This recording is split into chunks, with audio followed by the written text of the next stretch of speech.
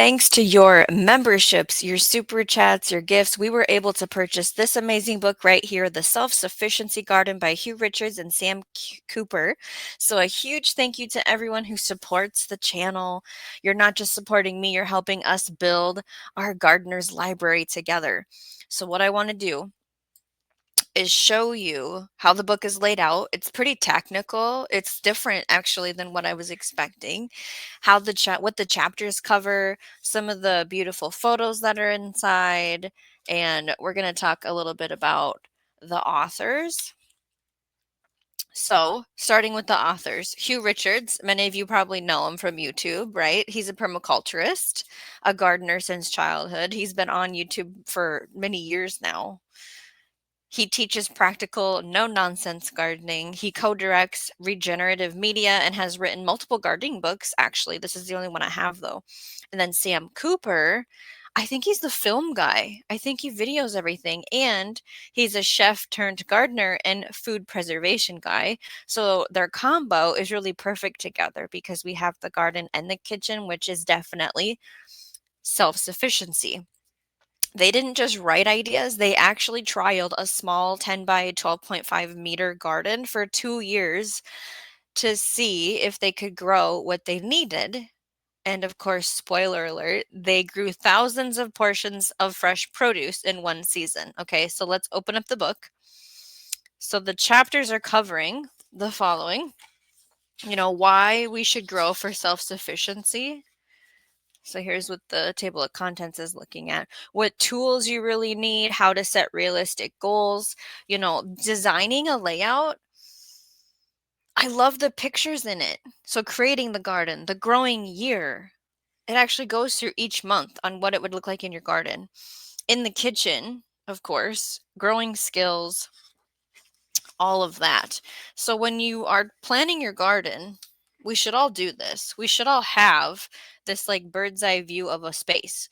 So he fit it all in one right here. This is all of it. This is where he grew everything. So there's a mix of containers and there's some hotbeds and there's raised beds and there's a polytunnel and then there's compost bins and an herb bed and the borders and then a water tank. And then I think that's everything. It really lays out like all the different ways you can grow because you can have just one of these. You could just have containers. You could just have a hotbed. If you want to know how to build one, this tells you how to do it. You could just have a polytunnel with a raised bed in it. Modular gardening systems, right? So what is interesting is he'll go through like here's March. Now, it has numbers in the beds and the numbers correspond with a crop. That's the list. So this is what the text looks like inside the book. And so in March, talking about in the polytunnel having coriander, in the hoop beds, so it's a raised bed with a hoop system designed on top, and he tells you how to build one. Like there's here's the supplies to go to the store, buy these things. Here's how it's laid out. And then it goes with the YouTube channel. Like you could watch the video with this in your hand, right? Having potatoes, bok choy, beets, cauliflower, and then the hot beds, carrots, spring onions, turnips. The raised beds, garlic, fava beans, new potatoes. The borders, having Jerusalem artichokes. Maybe you have perennials. So here's the thing about, oh, well, that doesn't work for me in March. All you got to do is shift it. So like for me, I would be doing this April at the earliest here in my part of Minnesota, May for sure. So I would just say, okay, this is my list for April. And then you move on and it talks about the crop, the sowing week. Plant something each week. Week 1, week 2, week 3, week 4. The cell, if you want to start it in a cell, how many seeds to put in the cell? What is the depth for the seed? And then it goes through like a chart in words, like and the photos and everything. It's very, like I said, it's technical. It's really a full year in one book, right? And then there's the pictures of when it actually has stuff growing in it. So there's that bird's eye view again and what the garden space looks like. Going through one bed, what to plant in one bed, What gets harvested first? What gets planted first? What gets planted second? And then I put my bookmark back, and so on. Harvesting and storing and preserving is in this book. How to store root crops, quick recipes, simple preservation skills, how to reduce waste by using everything, making your own fertilizers is in here, harvesting rainwater, making compost, all of that. And then my lovely favorite category, the Hungry Gap, like going over that crops list is something I really like talking about.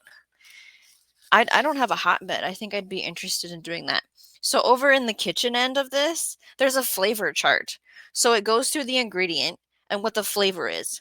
Bitter, sweet, creamy, salty, eating it raw, eating it blanch, eating it steamed, charred, roasted, pickled, frozen. All of that for every single crop is in here in alphabetical order. It's really a good lifestyle guide. What's the other pages marked?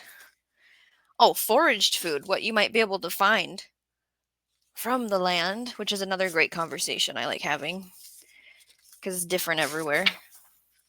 And then the amendments, labs, JMS, plant concentrates, the teas, the extracts, weeding, protecting, and then, beautiful photos.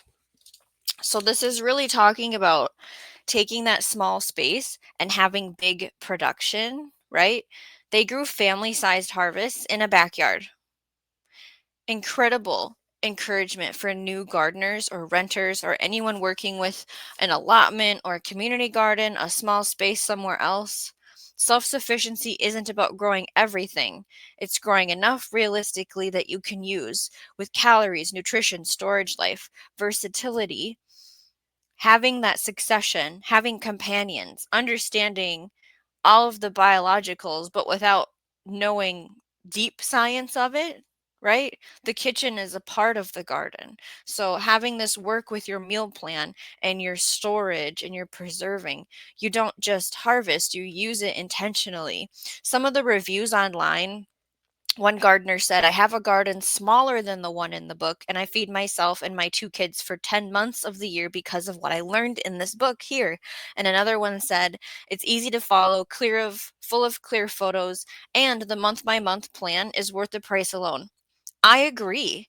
Having here's what you do in this month, week 1, sow these 3 things.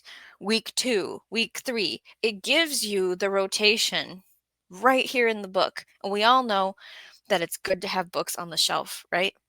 So you all made this review possible. Every book we add to the Gardener's Library helps me bring you better content, helps us grow smarter together. If you'd like to help choose the next book we review or help us build our Gardener's bookshelf, feel free to drop a super chat or become a member. It is 99 cents a month. Find the join button, the subscribe plus button, find a link in the description. Every dollar goes towards books, seeds, gardening materials, the educational resources that we can then share together and have a conversation. I do think that this book is great for all levels of gardeners, new gardeners, gardeners wanting to become self-sufficient, anybody that wants to save money by growing food, people who like structure and planning. It's again, I keep using the word technical. Feed your family and save money. It literally says it on the book.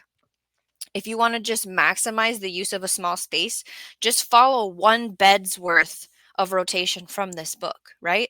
So thank you again to the members and the super chats from the past who have brought this book here to our channel. Your support is how we keep this beautiful project going. Let me know what book you want us to review next, and I'm excited to keep building our Gardener's Library together, grow every day in every way, and check out this video next about how to find real food locally.